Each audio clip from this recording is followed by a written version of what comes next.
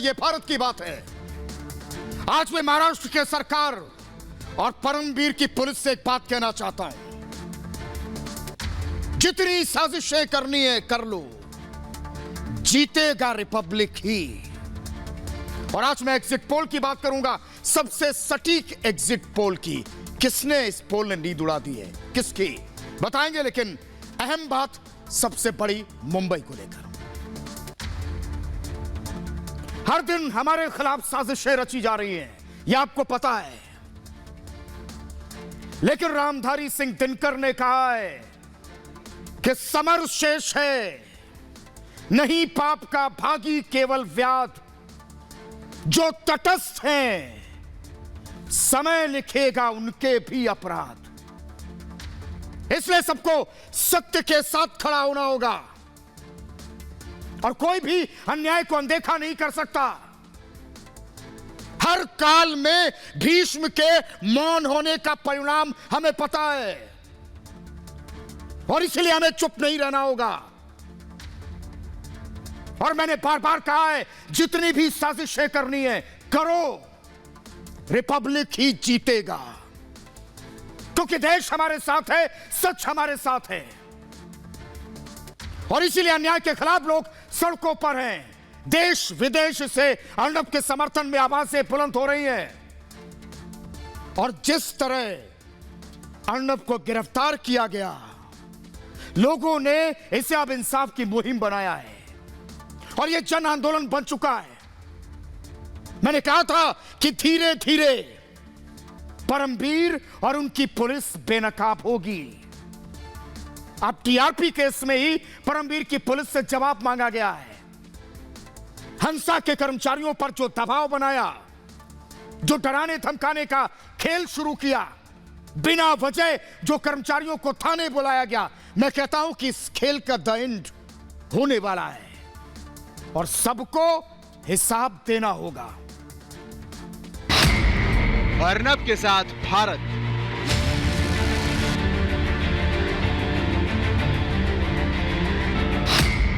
अन्याय के खिलाफ उबाल,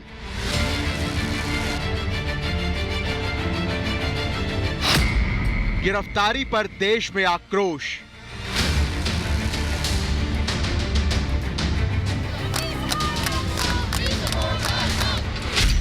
अर्नब के लिए सड़क पर जनता।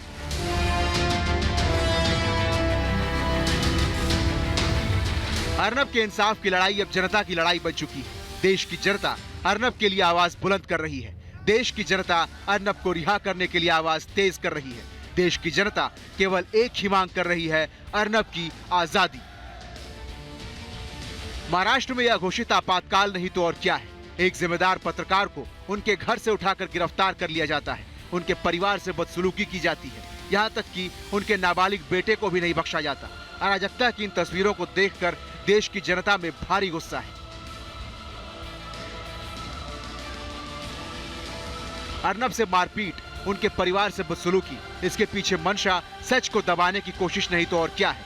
उद्धव सरकार की इस नीति का जबरदस्त विरोध हो रहा है।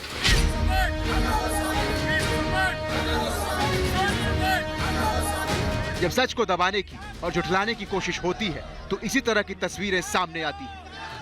क्या दिल्ली, क्या मुंबई, क्या पटना, राज्य भले अलग अलग हो, लेकिन सबकी जुबान पर एक ही नाम है, अर्नब गोस्वामी।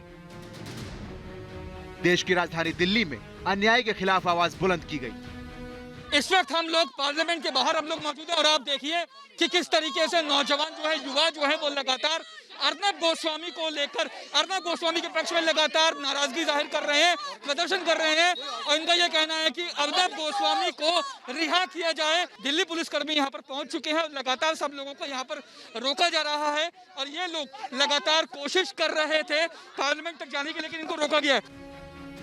हैदराबाद में अर्नब के समर्थन में लोग हाथों में तख्तियां लिए सड़कों पर उतर आए। सभी वी सपोर्ट अर्नब के नारे लगा रहे थे। हम इस वक्त हैदराबाद में हैं और यहाँ पे कई बीजेवाईएम के मेंबर्स यहाँ साथ आए हैं, कह रहे हैं अर्नब गोस्वामी आप आगे बढ़ो, हम तुम्हारे साथ हैं। ये सारे लोग प्रोटेस्ट कर रहे हैं महाराष्ट्र सरकार के अगेंस्ट में और कह रहे हैं कि वी सपोर्ट अर्नब गोस्वामी। हर जगह से एक ही आवाज बुलंद हो रही है, अर्नब को रिहा करो। अर्नब उस गेंद की तरह है, उस स्प्रिंग की तरह है। ये सरकार उसको जमीन पे जितना मारने की कोशिश करेगी वो उतनी ही तेजी से कूद के उससे दुगनी गति से ऊपर आएंगे, और ये जितना मर्जी दबा ले, अर्नब ना डरे हैं ना डरेंगे। अर्नब की लड़ाई हर उस शख्स की है जो सच के साथ खड़ा है, जो राष्ट्रवाद के साथ है, जो अन्याय के विरुद्ध खड़ा है। कंगना रनौत ने उन पत्रकारों पर भी सवाल किया जो एक पत्रकार की आवाज दबाने की कोशिश के बाद भी अपना मुंह सिल कर बैठे हैं। अर्नब गोस्वामी कितने दिनों से अब जेल में है, कोई जर्नलिस्ट गिल्ड नहीं बनी, किसी ने कुछ नहीं कहा। हाईकोर्ट खुद कह रहा है कि ये गलत है, लेकिन कोई कुछ नहीं कह रहा। देख रहे हैं आप कितनी कम राष्ट्रवादी आवाजें हैं इस देश में।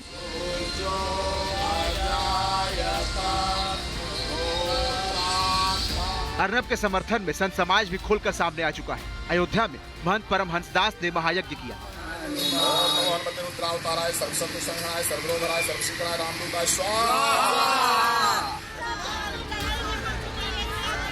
तो वहीं नोएडा में करणी सेना ने महाराष्ट्र सरकार के विरोध में प्रदर्शन किया।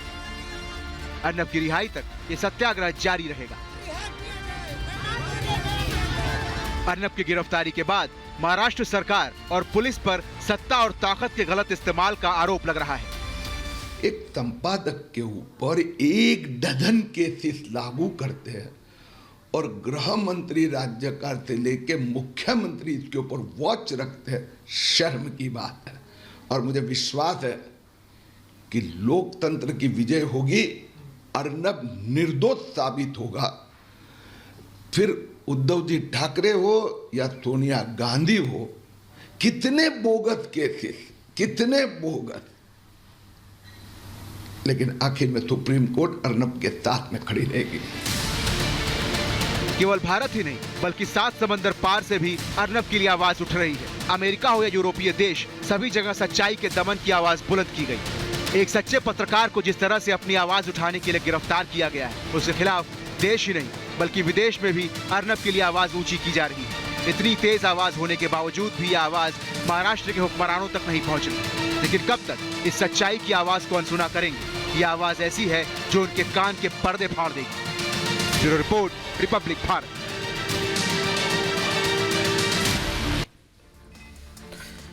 मैं बार बार कहता हूं कि सत्य परेशान हो सकता है, पराजित नहीं। यह विश्वास सिर्फ मेरा नहीं है, बल्कि रिपब्लिक मीडिया नेटवर्क से जुड़े हर कर्मचारी का है। देर है लेकिन अंधेर नहीं। यह भरोसा महाराष्ट्र पुलिस की अवैध गिरफ्तारी को झेल रहे अर्नब गोस्वामी को भी है। अदालत की वजह से जल्द ही उन्हें उद्धव की पुलिस की अवैध गिरफ्तारी से आजादी मिलेगी। महाराष्ट्र सरकार की शह पर पुलिस की साजिशें टिकेंगी नहीं ज्यादा दिन तक। और मैं कहता हूं यह वक्त है, गुजर जाएगा।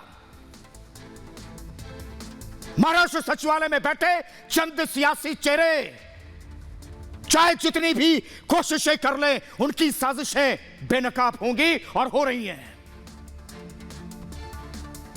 रिपब्लिक मीडिया नेटवर्क के editor in chief Arnab Goswami के खिलाफ फर्जी केस का चक्रव्यूह टूटता दिख रहा है। अदालतों के आगे महाराष्ट्र पुलिस के झूठे दावे ये दम तोड़ रहे हैं। और मेरा सीधा मतलब है कि अर्नब की अवैध गिरफ्तारी की वजह से उद्धव सरकार पहले ही कटघरे में है, जिसकी नीयत पर पूरा देश सवाल उठा रहा है। एक बंद हो चुके केस को लेकर जिस तरह की उद्धव सरकार और महाराष्ट्र की पुलिस ने दिलचस्पी दिखाई है ना, उसके बाद तो उसके हर कदम को लेकर हर कोई संदेह पैदा कर रहा है। टीआरपी घोटाले से जुड़ा केस भी महाराष्ट्र पुलिस की साजिश का हिस्सा लगता है, ताकि फर्जी और गलत तरीके से रिपब्लिक मीडिया नेटवर्क को फंसाया जा सके। क्योंकि हमारे तीखे सवालों की आंच उद्धव सरकार और उसकी पुलिस से बर्दाश्त नहीं हो रही है। हालांकि मैं टीआरपी घोटाले के नाम पर जबरन खेला जा रहा खेल ज्यादा दिन तक नहीं चलेगा और महाराष्ट्र की पुलिस की तरफ से फैलाया गया सफेद झूठ भी यह ज्यादा दिन तक टिकने वाला नहीं है। चाहे मुंबई पुलिस के मुखिया परमबीर सिंह ये चाहे जितनी प्रेस कॉन्फ्रेंस कर लें, अपने चहेते चैनलों पर चीख चीख कर रिपब्लिक को टीआरपी घोटाले मामले में चाहे जितना घसीटें, लेकिन इस बार यह साजिश रंग नहीं दिखा पाएगी। दरअसल बॉम्बे हाईकोर्ट ने हंसा रिसर्च ग्रुप प्राइवेट लिमिटेड की ओर से एक याचिका दाखिल की गई और इस पर महाराष्ट्र सरकार से जवाब मांग लिया है। और यह जवाब सिर्फ महाराष्ट्र सरकार को नहीं, बल्कि मुंबई पुलिस के कमिश्नर परम प्रतापी परमबीर सिंह, एसीपी शशांक संभल, असिस्टेंट पुलिस इंस्पेक्टर सचिन वाजे को देना है। इन तीनों को भी अपनी कारगुजारियों पर जवाब देना होगा, जो उद्धव सरकार की हर साजिश में उसके साथ कदमताल कर रहे हैं। और यह वजह है कि हंसा रिसर्च ग्रुप प्राइवेट लिमिटेड की तरफ से दायर याचिका में महाराष्ट्र पुलिस पर उत्पीड़न का आरोप लगाया गया है। मेरे कहने का मतलब है कि टीआरपी घोटाले मामले की जांच कर रही Mumbai police Hansa research group private limited company के अधिकारियों और कर्मचारियों को परेशान कर रही तरह तरह से, जबकि टीआरपी घोटाले मामले में हंसा रिसर्च ग्रुप कंपनी शिकायत करता है। और यही वजह है कि बॉम्बे हाईकोर्ट ने फटकार लगाते हुए कहा है कि याचिकाकर्ताओं को बिना किसी वजह के थाने नहीं बुलाया जाना चाहिए। ये थाने बुला रहे थे, कर्मचारियों को दबाव बना रहे थे। और बॉम्बे हाईकोर्ट ने मुंबई क्राइम ब्रांच को भी साफ किया है कि टीआरपी घोटाले में शिकायतकर्ता यानी हंसा रिसर्च ग्रुप उसके अधिकारियों को जांच में सहयोग करने के लिए उचित समय पर बुलाया जाए, जिस पर परमबीर सिंह, 2 पुलिस अधिकारियों और सरकार की ओर से पेश वकील देवदत्त कामत ने लगाए गए आरोपों का खंडन किया। और तीनों के वकील ने क्या दावा किया कि याचिकाकर्ताओं को जरूरी होने पर ही पूछताछ के लिए बुलाया जा रहा है, मतलब जब जरूरत हो रही तभी बुलाया जा रहा है। और इसके बाद वकील ने साफ किया कि याचिकाकर्ताओं को उचित समय पर सप्ताह में 2 बार ही पूछताछ के लिए बुलाया जाएगा। दरअसल बॉम्बे हाईकोर्ट में इस याचिका के जरिए हंसा रिसर्च ग्रुप ने आरोप लगाया था कि रिपब्लिक मीडिया नेटवर्क के खिलाफ गलत बयान देने के लिए मुंबई पुलिस उन पर दबाव बना रही है, ताकि टीआरपी घोटाले की जांच के दौरान Hansa research group Republic media network के खिलाफ झूठा और गलत बयान देने के लिए मजबूर हो जाए। और इस याचिका में यह भी कहा गया है कि मुंबई की पुलिस हंसा रिसर्च ग्रुप के कर्मचारियों पर रिपब्लिक टीवी की तरफ से तथ्यों के तौर पर जारी किए गए डॉक्यूमेंट को फर्जी करार देने का दबाव बना रही है। इसके लिए कंपनी से जुड़े लोगों पर मुंबई पुलिस का बड़ा दबाव है, भारी दबाव है। हाईकोर्ट में दायर इस याचिका में कंपनी ने यह भी कहा था कि 12 अक्टूबर के बाद से कंपनी से जुड़े कर्मचारियों को लगातार क्राइम ब्रांच में लंबे समय तक रखा जाता है, अपराध शाखा में। और इस दौरान रिपब्लिक मीडिया नेटवर्क के खिलाफ बार बार झूठे बयान देने के लिए दबाव बनाया जा रहा है।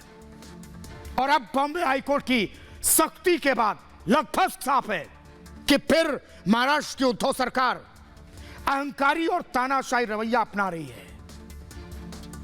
मैं साफ पूछना चाहता हूं कि क्या सत्य और न्याय के लिए खड़े रिपब्लिक भारत से उद्धव सरकार को किसी तरह का डर है? क्या इसी खास वजह से महाराष्ट्र पुलिस जानबूझकर हमारे खिलाफ साजिश पर साजिश रचती जा रही है? महाराष्ट्र की सरकारी मशीनरी हमारे पीछे क्यों पड़ी है? क्या हमारा इतना गुनाह है कि हम पत्रकारिता की पताका को थामे खड़े हैं? क्या उद्धव सरकार की नजर में यह बड़ा गुनाह है? और अगर सच्ची पत्रकारिता उद्धव सरकार के लिए गुनाह है, तब तो हम उसके लिए सबसे बड़े गुनाहगार। और शायद इसलिए परमबीर सिंह ने चीख चीख कर रिपब्लिक मीडिया नेटवर्क को बदनाम किया था, जबकि मुंबई में टीआरपी का जिम्मा संभालने वाली company Hansa research group private limited के deputy general manager Nitin Devkar की एफआईआर में रिपब्लिक का नाम नहीं था। लेकिन परमबीर ने प्रेस कॉन्फ्रेंस में नाम किसका उछाला? रिपब्लिक मीडिया नेटवर्क का। और परमबीर सिंह ने दावा किया था कि रिपब्लिक टीवी और 2 मराठी चैनल फर्जी टीआरपी पाने के खेल में शामिल थे। यह भी कहा था कि हम चैनल पैसे देकर अपनी टीआरपी बढ़वा रहे थे। और परमबीर के इस झूठे दावे की धज्जियां उड़ाने के लिए बार्क यानी ब्रॉडकास्ट ऑडियंस रिसर्च काउंसिल की रिपोर्ट को रिपब्लिक ने दुनिया के सामने रखा था, जिसमें रिपब्लिक टीवी का जिक्र तक नहीं था। इसके बाद भी फेक न्यूज की फैक्ट्री चलाने वाले 2 अखबारों की महाराष्ट्र पुलिस ने मदद ली, जिसके जरिए भ्रम फैलाने की कोशिश की। हंसा रिसर्च और रिपब्लिक मीडिया नेटवर्क के बीच 32 लाख रुपए के लेन देन के सबूत मिले, जबकि सच्चाई यह थी कि हंसा रिसर्च कंपनी और रिपब्लिक मीडिया नेटवर्क के बीच कभी किसी तरह की आर्थिक लेन देन इनके बीच हुई नहीं थी। और मुंबई पुलिस के सूत्रों के हवाले से इन मुनाफाखोर अखबारों ने यह भी छापा था कि हंसा रिसर्च कंपनी ने रिपब्लिक मीडिया नेटवर्क को पैसे दिए, जबकि इस रिपोर्ट के कुछ देर बाद ही सच सामने आ गया कि एक बार भी Hansa research group private limited company ने रिपब्लिक नेटवर्क को किसी तरह के पैसे नहीं दिए थे।